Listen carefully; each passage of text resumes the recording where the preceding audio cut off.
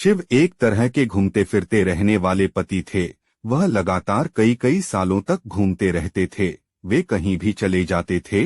उन दिनों कोई सेल फोन और ईमेल नहीं हुआ करते थे, इसलिए जब वह जाते थे तो पार्वती का उनके कोई संपर्क नहीं रहता था और वह काफी अकेलापन महसूस करती थीं। साथ ही शिव की प्रकृति को देखते हुए उन्हें मानव मूल का नहीं, यक्ष स्वरूपी माना जाता था, इसलिए पार्वती उनके बच्चे को जन्म नहीं दे सकती थी।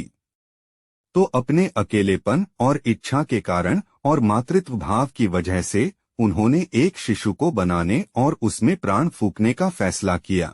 उन्होंने अपनी एक चीज ली, अपने शरीर पर लगे चंदन के लेप को तेल के साथ मिलाकर एक शिशु का रूप दिया और उसमें जीवन डाल दिया। यह भले ही दूर की कौड़ी लगे, लेकिन आजकल विज्ञान में भी इस तरह की चर्चा होती है। अगर कोई आपसे एक एपिथेलियल सेल ले ले तो किसी दिन हम उससे आपका कुछ बना सकते हैं। पार्वती ने उसमें प्राण फूंक दिए और एक बच्चे ने जन्म ले लिया। शिव ने गणेश का सिर क्यों काटा? कुछ साल बाद जब वह लड़का करीब 10 साल का था, तब शिव अपने गणों के साथ लौटे। पार्वती स्नान कर रही थीं और उन्होंने उस छोटे बच्चे से कहा, ध्यान रखना कि कोई इस तरफ न आने पाए। लड़के ने कभी शिव को देखा नहीं था, तो जब वह आए, लड़के ने उन्हें रोक दिया।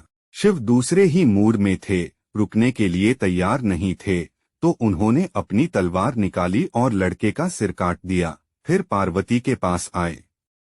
जब पार्वती ने उनके हाथ में खून लगी तलवार देखी तो वह समझ गईं कि क्या हुआ। उन्होंने लड़के को सिर विहीन वहां पड़े देखा तो उनका गुस्सा भड़क गया। शिव ने उन्हें समझाने की कोशिश की, कोई बात नहीं, वह तुम्हारा असली पुत्र नहीं है। आखिरकार तुमने उसे बनाया और मैंने नष्ट कर दिया, इसमें क्या परेशानी है?